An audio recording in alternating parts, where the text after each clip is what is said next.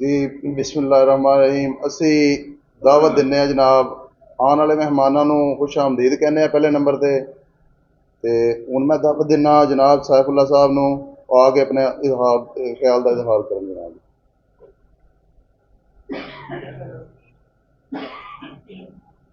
बिस्मिल्लाहिर्रहमानिर्रहीम। अज का इकट्ठ नवीद भट्ट साहब ने सन न्यूज़ के इफ्तिताह वास्ते इनकाद किया है। पंजाब दे विच एक अच्छे पंजाबी चैनल की अच्छी जरूरत। असी अज अगर अपना चढ़ता पंजाब वेखीए ना तो उत्थे जिहड़े पंजाबी चैनल चल रहे हैं उन्हां दा मकाम इसलिए पूरी दुनिया च बड़ी मुनफरद है।